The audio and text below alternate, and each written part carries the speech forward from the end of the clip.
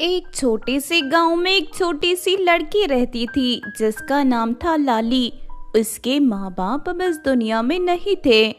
जब लाली 5 साल की थी तब उसकी माँ ने दुनिया छोड़ दी थी। उसके बाद उसकी चाची ने उसे अपने साथ रख लिया, लेकिन प्यार नहीं दिया कभी। चाची का नाम था विनीता। विनीता बहुत ही गुस्से वाली, स्वार्थी और कठोर औरत थी। रोज सुबह से शाम तक लाली घर के सारे काम करती, बर्तन, कपड़े, झाड़ू, पोछा, खाना बनाना, सब कुछ। अगर लाली थोड़ी सी भी देर कर देती तो चाची उसे मार देती थी, गालियां देती थी। लाली, अगर तू काम नहीं करेगी तो तुझे खाने को कुछ नहीं मिलेगा और फिर तुझे कुत्ते के साथ मैं बांध दूंगी, समझी? लाली रोती रहती। उसके नाजुक हाथ काम कर कर के छिल गए थे। रोज 20 किलोमीटर दूर से पानी का मटका भर के लाना पड़ता था। एक दिन जब लाली पानी भरकर वापस आ रही थी, थक कर उसका मटका हाथ से छूट गया और टूट गया। पास के पेड़ के नीचे बैठकर वो जोर जोर से रोने लगी। माँ, तुम कहाँ चली गई? पिताजी, आप मुझे छोड़कर क्यों चले गए? क्या मैंने कुछ गलत किया था जो मुझे ऐसी सजा मिली? हे भगवान, तुम मुझे भी अपने पास बुला ले, मुझे नहीं रहना यहाँ। वो डरे हुए कदम से घर वापस गई। चाची ने उसे देखा बिना मटके के तो उसका चेहरा गुस्से से लाल हो गया। बेकार लड़की, तुझे सिर्फ पानी लाने को कहा था, वो भी नहीं संभाल पाती तो अब 2 दिन भूख से मर जाएगी। तो देख लेना, 2 दिन तक खाना नहीं दूंगी और देखती हूँ कैसे तू आराम करती है। फिर चाची ने उसके गले में रस्सी डाली और उसे घर के कुत्ते के साथ बांध दिया। अब तू कुत्ते के साथ रहेगी, जैसे तू है वैसी ही तेरी जिंदगी जिएगी तू, कुत्ते जैसी। लाली ने कुछ नहीं कहा, सिर्फ आंसुओं के साथ माँ को याद करती रही। रात में भूख से उसका पेट दर्द करने लगा, लेकिन चाची ने कुछ खाने को नहीं दिया। कुछ दिन बाद चाची ने नए गांव में घर लिया। शुरुआत में लोगों से मेल जोल करने के लिए उसने एक दावत रखी। सुन लाली, कल दावत है, 20 लोग आ रहे हैं अड़ोस पड़ोस से। खाना तू ही बनाएगी, वरना फिर से तुझे कुत्ते के साथ बांध दूंगी और तुझे खाना भी नहीं दूंगी, याद रख। चाची, मुझे नहीं आता इतने लोगों का खाना बनाना। मैंने कभी नहीं बनाया। मैं तो बस 2 लोगों का खाना बनाती हूँ हमेशा। ये तो 20 लोगों की दावत है। मैं कैसे करूँगी? अगर नहीं आता तो टीवी पर देखकर सीख ले, या फिर भूख से मरेगी तो कुत्ते के बाजू, याद रख।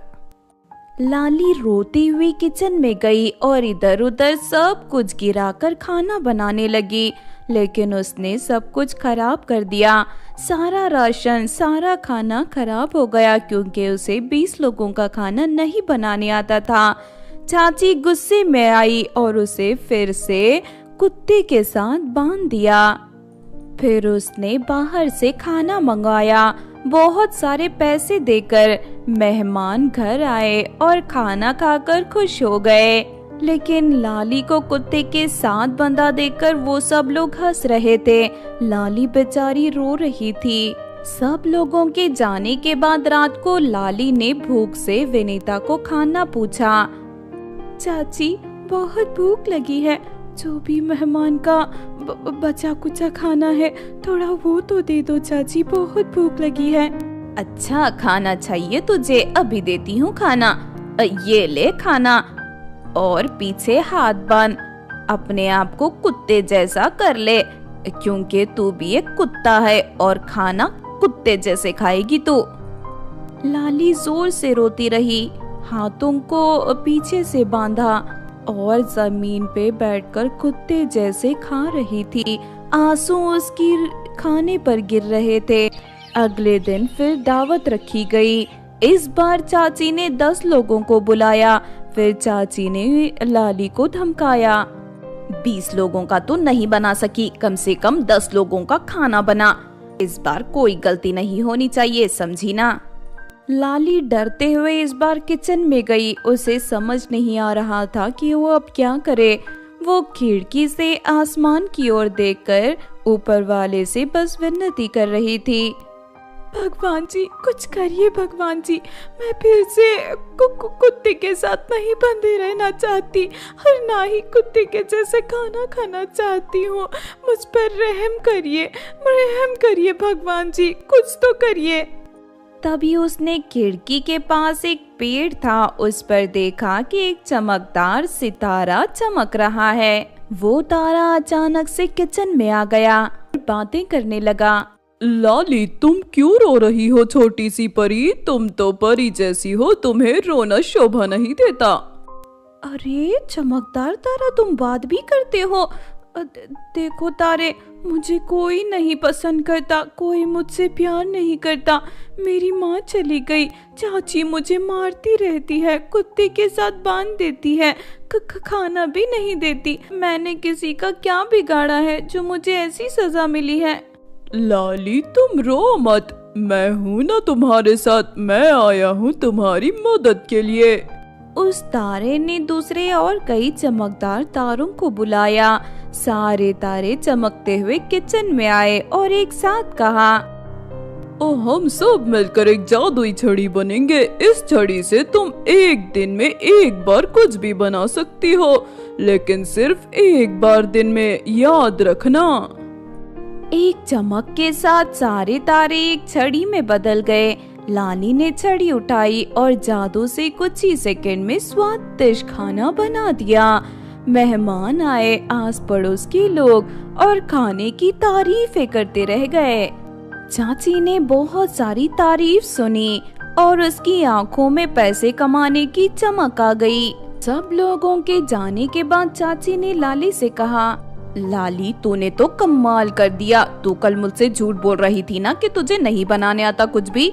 अब से तू ही बिजनेस करेगी, रोज खाना बनाएगी और मैं ऑर्डर लाऊंगी, पैसे कमाऊंगी बहुत सारे, याद रख। दिन बीतने लगे, रोज नए नए ऑर्डर आते और लाली एक बार जादुई छड़ी से सब कुछ बना लेती थी।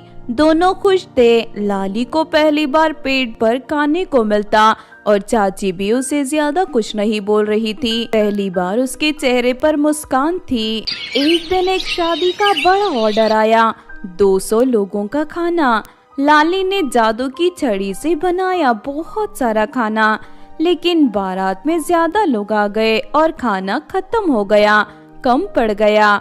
देख विनीता, अगर तुरंत तूने कुछ नहीं किया और खाना नहीं बनाया तो मैं पूरे पैसे नहीं दूंगी तुझे।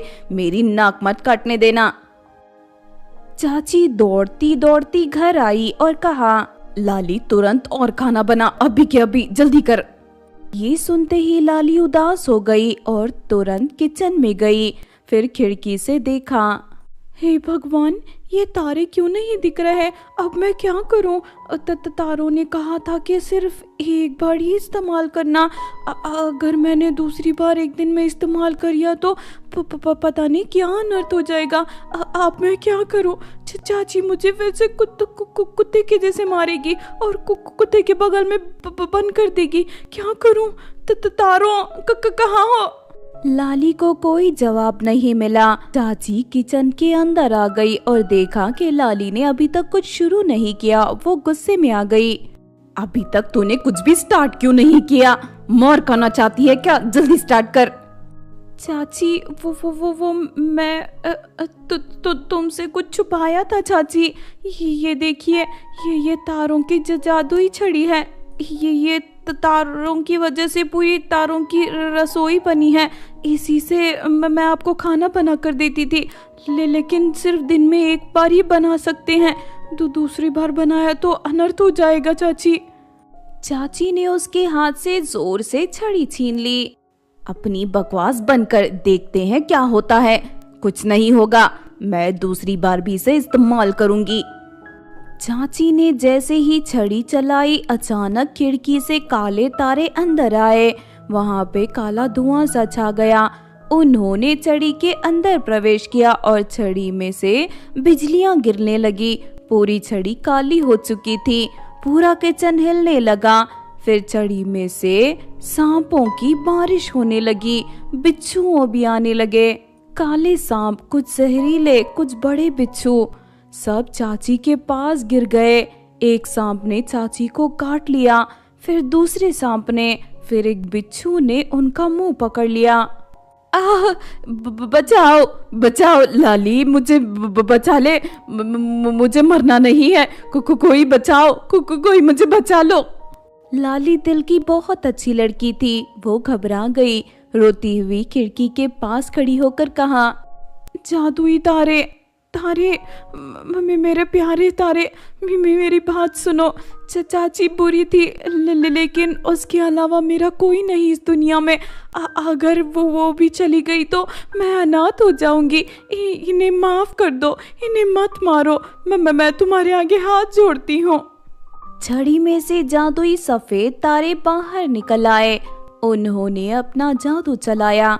सांप, बिच्छू सब गायब हो गए और छड़ी सफेद होने लगी, चमकदार सफेद लगने लगी। चाची नीचे गिर गई, बेहोश हो गई थी। थोड़ी देर बाद वो होश में आई। लाली, तूने मुझे बचा लिया, मुझे माफ कर दे। मैंने तेरे साथ बहुत गलत किया, बहुत दर्द दिया, कुत्ते से भी बदतर तेरे साथ व्यवहार किया। मुझे माफ कर दे। फिर भी तूने मुझे बचाया, मुझे माफ कर दे मेरी बच्ची, माफ कर दे। लाली, अब ये छड़ी तुम्हारी है, तुम इसका उपयोग प्रेम और सेवा के लिए करो। ये हमेशा तुम्हारी रहेगी। अब हम चलते हैं यहाँ से। तारे खिड़की से गायब हो गए। उस दिन के बाद से चाची ने लाली को कभी नहीं मारा, ना ही गाली दी। दोनों ने मिलकर एक बड़ा केटरिंग बिजनेस शुरू किया। लाली अब सबकी प्यारी हो गई। हर दिन नए ऑर्डर, नए लोग और नई खुशियाँ लाते। अब उसके पास सब कुछ था जिसकी उसने दुआ की थी। निक्की और सोना दो बहनें थी जो एक छोटे से गांव के कोने में रहती थी। उनका घर छोटा था, लेकिन उनका प्यार और एक दूसरे के लिए समर्पण बहुत बड़ा था। दोनों अपने अपने माँ बाप के साथ खेतों में काम करती थी और परिवार का गुजारा करती थी। गरीबी के बावजूद दोनों के सपने बड़े थे, खास करके सोना के। शाम के वक्त दोनों बहनें छत पर बैठकर बातें कर रही थी। मुझे एक बात बता, क्या कभी सपने सच होते हैं? क्या हम जो सपने देखते हैं वो सच होने की ताकत रखते हैं? होते हैं ना दीदी, तुम क्यों पूछ रही हो? क्या तुम्हारे भी कोई सपने हैं? क्या तुमने भी कोई सपना देखा है जो तुम पूरा करना चाहती हो? बस यूं ही मुझे लगता है कि मेरा सपना कभी सच नहीं होगा। मेरा सपना तो बहुत बड़ा लगता है मुझे। कौन सा सपना दीदी, बताओ ना दीदी, मैं सुनना चाहती हूँ, बताओ ना। वही सपना जो हर लड़की देखती है, शादी के दिन एक सुंदर लाल ब्राइडल लहंगा पहनने का सपना। मैं हमेशा अपने आप को एक सुंदर दुल्हन के रूप में देखती हूँ, लेकिन ये सपना सिर्फ सपना ही लगता है, क्योंकि हमारे माता पिता के पास पैसे नहीं हैं। वो अपनी रोजी रोटी और हमारा खर्चा चला सके, वही काफ़ी है उनके लिए। दीदी, तुम क्यों इतनी उदास हो रही हो? तुम्हारा ये सपना जरूर पूरा होगा, तुम बस भरोसा रखो। कैसे होगा निक्की? माँ और पापा के पास तो शादी के लिए भी पैसे मुश्किल से जमा हुए हैं। लहंगा तो सपने में भी नहीं सोच सकते। तुम टेंशन मत लो दीदी, तुम्हारी निक्की है ना तुम्हारे पास, तुम्हारी ये निक्की कुछ ना कुछ जरूर करेगी। सोना मुस्कुराती है, लेकिन उसकी मुस्कान के पीछे घबराहट थी। उसका दिल छोटा सपना पूरा ना होने के डर से भर गया था।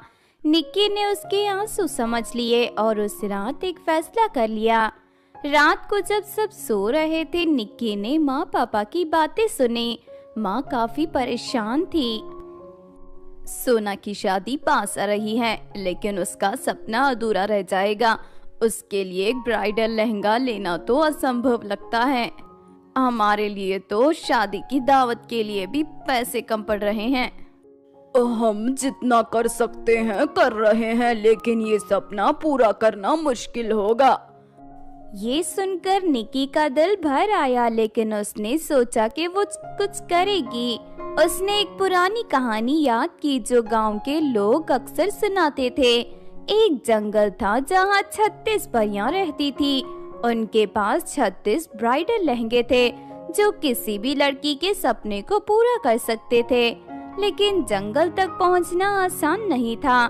जंगल के रास्ते में एक चुड़ैल रहती थी जो लोगों को मार कर खा जाती थी। निक्की ने फैसला किया कि वो जंगल जाएगी और एक ब्राइडल लहंगा लेकर आएगी।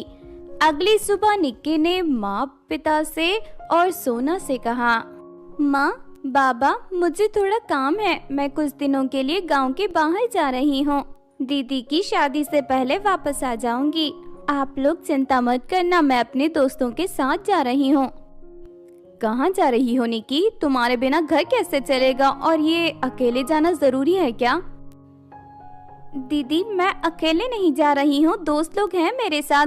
बस इतना समझ लो कि ये तुम्हारे लिए है। मैं तुम्हारे लिए कुछ खास लेकर आऊंगी। बेटा, इतनी दूर मत जाओ, जंगल के रास्ते के बारे में सुनने में भी डर लगता है। माँ, मुझे मत रोको ना, मैं सुरक्षित हूँ अपने दोस्तों के साथ। मैं वापस जरूर आऊंगी और इस बार कुछ खास लेकर आऊंगी। निक्की ने माँ के हाथ पकड़कर उन्हें तसल्ली दी और जंगल की तरफ निकल गई। जंगल का रास्ता बहुत डरावना था। पेड़ इतने बड़े और घने थे कि सूरज की रोशनी भी नीचे नहीं आ रही थी। जंगल में अजीब सी आवाजें आ रही थी, कभी जानवरों की चीख, कभी हवा की सीट। लेकिन निक्की के कदम रुके नहीं। वो अपनी दीदी के सपने के पीछे चल रही थी। कुछ दूर चलने के बाद उसका सामना चुड़ैल से हो गया। चुड़ैल का रूप देखकर निक्की का खून जम गया। उसकी आंखें लाल थी, बाल उलझे हुए और आवाज इतनी भयानक कि कोई भी सुनते ही कान बंद कर ले। कहाँ जा रही हो लड़की? क्या तुझे पता नहीं ये मेरा जंगल है? जो भी यहाँ आता है वो वापस नहीं जाता। तू यहाँ क्या करने आई है? तू यहाँ अपनी मौत खुद लेकर आई है। मुझे पता है, लेकिन मुझे एक जरूरी काम से आगे जाना है। तुम मुझे नहीं रोक सकती। मैं रोक नहीं सकती। मैं तो तुझे अभी खा जाऊंगी। हाँ चुड़ैल जी, तुम मुझे खा सकती हो, लेकिन मुझे लगता है कि तुम्हारी ताकत सिर्फ लोगों को खाने में है। तुम्हारा दिमाग उतना तेज नहीं जितना मेरा है। क्या कहा तूने? मैं बहुत समझदार हूँ। मुझे हराना किसी के बस की बात नहीं। मुझे हर काम आता है।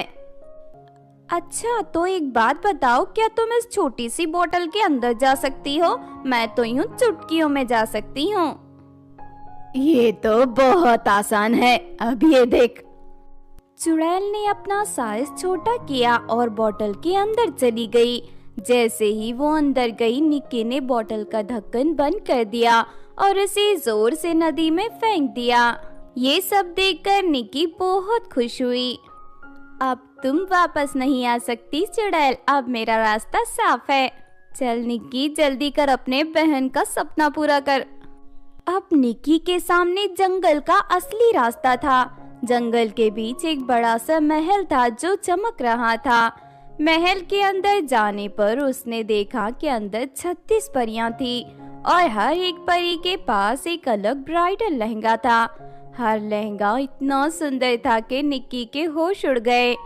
एक परी जो सबसे आगे खड़ी थी निक्की से बोली, कौन हो तुम छोटी लड़की? तुम यहाँ कैसे आई? मैं एक गरीब किसान की बेटी हूँ। मेरी बड़ी बहन की शादी होने वाली है, लेकिन हमारे पास उसके सपने का लहंगा खरीदने के लिए पैसे नहीं हैं। मैं उसके लिए एक ब्राइडल लहंगा लेने आई हूँ। प्लीज परी जी, मेरी मदद करिए। बहुत लोग यहाँ आने की कोशिश करते हैं, लेकिन सिर्फ अच्छे दिल वाले लोग यहाँ तक पहुँच पाते हैं। तुम पहली हो जो यहाँ तक आई हो। एक तीसरी परी ने एक लाल ब्राइडल लहंगा उठाया और निक्की को दिया। ये लो, ये लहंगा तुम्हारी बहन के लिए। इस लहंगे के साथ एक वरदान भी है, तुम एक इच्छा मांग सकती हो। मेरे आंसू तो रुक ही नहीं रहे। मुझे कुछ नहीं चाहिए, बस ये लहंगा मेरी दीदी के लिए है। मैं उसका सपना पूरा करना चाहती हूँ। ये लहंगा देखकर मेरी दीदी कितनी खुश होगी। परियां मुस्कुराई और निक्की को वहाँ से विदा किया। निक्की घर पहुँची और सोना को लहंगा दिखाया। निक्की, ये इतना सुंदर लहंगा तुम कहाँ से लाई हो? ये तो बिल्कुल मेरे सपनों के लहंगा जैसा है। बस ये समझ लो कि तुम्हारी बहन ने तुम्हारे लिए अपनी जान पर खेलकर ये लहंगा लाया है। तुम इसे पहनो और अपने दूल्हे के सामने एक परी की तरह लगो। शादी के दिन सोना ने वो लाल ब्राइडल लहंगा पहना। वो इतनी सुंदर लग रही थी कि सब लोग उसे देखते ही रह गए। दूल्हे के परिवार ने भी सोना की तारीफ की। शादी के बाद सोना ने लहंगे के वरदान के बारे में सुना। निक्की, इस लहंगे के साथ एक इच्छा मांगने का वरदान है। मैं क्या मांगूं? दीदी, जो तुम्हारे दिल में हो वही मांगो। सोना ने अपनी आंखें बंद की और कहा, मैं अपने परिवार के लिए धन मांगती हूँ ताकि हमें कभी गरीबी न झेलनी पड़े। उसी वक्त एक बड़ा सा सोने का महल उनके सामने आकर खड़ा हो गया। सोना की आंखों में आंसू आ गए। निक्की, देख तो ये सब तुम्हारी वजह से हुआ है। तुमने मेरे लिए अपनी जान दांव पर लगाई। ये महल तुम्हारा है, मुझे कुछ नहीं चाहिए। दीदी, ये सब तुम्हारे सपने पूरे करने के लिए था, मुझे कुछ नहीं चाहिए। लेकिन सोना ने निक्की का हाथ पकड़ा। ये महल तुम्हारा है निक्की, तुमने मेरे सपने को अपना बनाया। अब तुम्हारा सपने पूरे करने का वक्त है। सोने के महल से दोनों बहनें बहुत ज्यादा अमीर हो गई और इस तरह दोनों बहनें सोने के महल में खुशी खुशी रहने लगी। निक्की के समर्पण और सोना के प्यार ने उनके जीवन को एक परी कथा बना दिया। सर्दियों की ठंडी रात थी। 5 परियां, मोना परी, नील परी, अमर परी, छवि परी और सोनल परी स्वर्ग से शॉपिंग करते करते पृथ्वी की एक बस्ती में आ गई थी। वहां उन्होंने एक छोटी सी झोपड़ी के पास 5 भाइयां राज, अमर, वीर और करण और अनुज को उदास बैठे देखा। ये पृथ्वी कितनी सुंदर है, लेकिन ये लोग इतने उदास क्यों लग रहे हैं? शायद कोई समस्या है, चलो पूछते हैं। 5 परियां उन भाइयों के पास गई। राज, जो सबसे बड़ा भाई था, उन्हें देखकर हैरान रह गया। आप कौन हैं? हम 5 बहनें हैं, परिदेश से यहाँ घूमने आई हैं। आप तो सच में परियां लग रही हो। क्या आप सच में परी हो? लग रही नहीं, हम सच में परियां हैं। हम तो परिदेश से यहाँ आई हैं। उनका मिलना धीरे धीरे बातें करना और फिर एक दूसरे से मुँह प्यार करने में बदलने लगा। 5 परियां और 5 भाई के दिल मिल गए। लेकिन परियां समझ रही थी कि पृथ्वी पर शादी करना आसान नहीं होगा। अगर हम इनसे शादी करते हैं तो हम अपनी शक्तियाँ और छड़ी खो देंगे। लेकिन प्यार तो दिल का फैसला होता है, और शक्तियाँ क्या, हम सब कुछ तो त्याग सकती है ना। परिदेश का सुख छोड़ना आसान नहीं है, लेकिन ये मोहब्बत सच्ची है, हम इनको नहीं छोड़ सकती। और एक दिन 5 परियां अपनी छड़ी रानी परी के हवाले कर देती हैं और 5 भाइयों से शादी कर लेती हैं। शादी के बाद सभी एक छोटी सी झोपड़ी में रहने लगी। भाइयों की माँ राधा सबका स्वागत करती है, लेकिन घर के हालात दिन ब दिन खराब हो रहे थे। ना काम, ना पैसे, ना खाना मुश्किल से मिलता था। बेटा राज, अब हमारे घर में बहुत ज्यादा लोग हैं, कुछ तो काम ढूंढो तुम लोग। हम ऐसे भूखे नहीं रह सकते और बहुओं को भी भूखा नहीं रख सकते। ओ माँ, हम सभी कोशिश कर रहे हैं, लेकिन काम नहीं मिल रहा। हम सब मिलकर कुछ ना कुछ करेंगे माँ, आप फिक्र मत करिए। परी, हम तुम्हें वो सुख नहीं दे पा रहे हैं जो तुम लोग डिजर्व करती हो।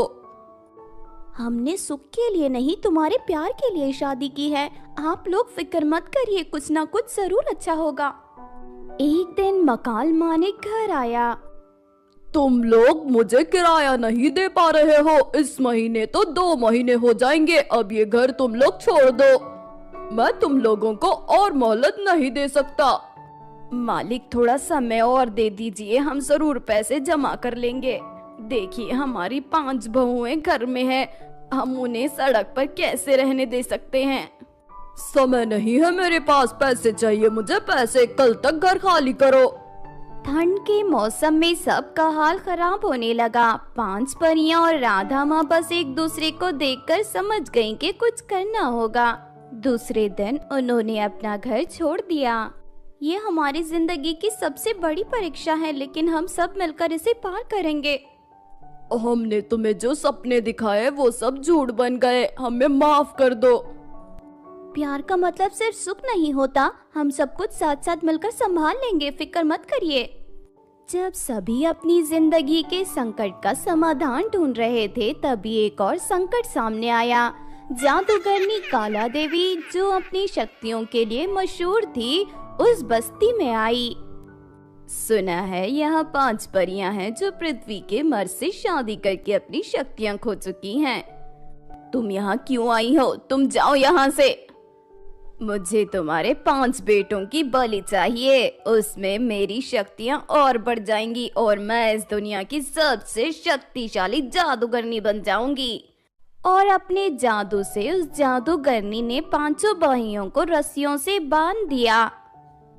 मेरे बेटों को छोड़ दो, छोड़ो, तुम मेरे बच्चों को छोड़ो। दुष्ट जादूगरनी, छोड़ हमारे पतियों को, वरना हम तुझे नरक की यात्रा करा देंगे। अगर उन्हें वापस चाहती हो तो मुझे हराना होगा, लेकिन तुम्हारे पास शक्तियाँ कहाँ हैं? 5 परियां और राधा माँ बस रोती रह गईं। अब हम क्या करेंगे? हमारे पास तो हमारी जादू की छड़ी भी नहीं है और हमारी शक्तियाँ भी नहीं हैं। हम अपने पतियों को कैसे बचाएंगी? जो जादू की छड़ी हमने त्याग दी है वो तो कुछ भी नहीं है। जो सच में जरूरत है वो तो दिल की शक्ति है, और हमारे पतियों के प्रति हमारा प्यार हमें जरूर जिताएगा। हमें कुछ करना होगा, पर कैसे? हम कैसे जादूगरनी को हरा सकते हैं? देखो, जो भी हो, ठंड बहुत ही ज्यादा बढ़ती जा रही है। माँ जी भी बीमार पड़ सकती हैं। सबसे पहले हमें रहने के लिए कोई जगह बनानी होगी। चलो घास और मिट्टी से कुछ बनाते हैं। सबसे पहले उन्होंने मिट्टी और घास से एक छोटी सी झोपड़ी बनाई। उस झोपड़ी में एक मिट्टी की रसोई भी बनाई गई। उन्होंने मछली पकड़ने का और बेचने का काम शुरू कर दिया। पास ही में नदी से वो बहुत सारी मछलियाँ पकड़ती और उन्हें खाती और साथ में बेचा करती थी। मैं कितनी खुशनसीब हूँ, तुम लोगों का त्याग मैं कभी नहीं भूलूंगी। मैं तुम सबको पाकर धन्य हो गई। माँ जी, हमने जो भी किया वो परिवार के लिए किया है। ये तो हमारा भी परिवार है ना। अब हमें अपने पतियों को बचाना होगा, पर कैसे? हम सबको मिलकर एक योजना बनानी होगी जिससे हम अपने पतियों को बचा सके। काला देवी जादूगरनी की गुप्त गुफा कैलाश पर्वत के पीछे है, हमें वही जाना होगा। लेकिन हमारे पास तो कोई शक्तियाँ भी नहीं हैं, लेकिन हमारी छड़ी भी तो नहीं है। हम हराएंगे तो कैसे हराएंगे? वो तो बहुत शक्तिशाली है। एकता, विश्वास और प्यार ही सबसे बड़ी शक्ति होती है। ऊपर वाले का नाम लेके आगे बढ़ते हैं। 5 परियां राधा माँ से वचन देती हैं कि वो उनके बेटों को वापस लाएंगी। वो सब कैलाश पर्वत की तरफ चल पड़ती हैं। रास्ते में काला देवी की गुफा के रखवालों से सामना होता है। हमें मिलकर इनसे लड़ना होगा। ध्यान रहे कि कोई पीछे हट ना पाए। उन्होंने मिलकर जादूगरनी के रखवालों को हराया और गुफा के अंदर पहुंच गई। तुम सोचती हो कि मुझे हराना आसान है? तुम्हारे पति अब मेरे हैं, तुम लोग मुझे हरा नहीं सकती। जो पत्नियां अपने पति के लिए लड़ती हैं, उन्हें हराना मुश्किल होता है। भगवान भी आ जाएं तो उनसे जीत नहीं सकते। एक भयंकर जंग हुई। परियों ने अपनी अकल और एकता का प्रदर्शन किया। अंत में उन्होंने काला देवी को उसी के जादू के जाल में बांध दिया। काला देवी जादूगरनी को हराने के बाद परी और उनके पति वापस घर लौट आए। उन्होंने काला देवी की गुफा में खजाना बहुत सारा मिला, जिसे बेचकर उन्होंने एक बहुत बड़ा घर बनाया। ये सब तुम 5 बहनों की वजह से पॉसिबल हुआ है। प्यार और परिवार ही हमारी शक्ति है। मुझे तुम पांचों बहनों पर गर्व है। मैं ऊपर वाले का धन्यवाद करती हूँ कि मुझे तुम जैसी बहुएं मिली। मिट्टी की रसोई के साथ शुरू हुआ ये सफर एक सुखमान्य परिवार के साथ खत्म हुआ। इस कहानी से हमें ये सीख मिलती है कि प्यार और परिवार के साथ मिलकर हर मुश्किल को जीता जा सकता है। सच्ची खुशी त्याग, हिम्मत और एकता में है, ना कि धन दौलत या शक्ति में। जिंदगी के संकट चाहे कितने भी बड़े क्यों ना हो, परिवार का साथ और हौसला उनका हर जरूर निकलता है। परिवार और प्यार ही एक सुखमान्य जीवन का असली आधार है।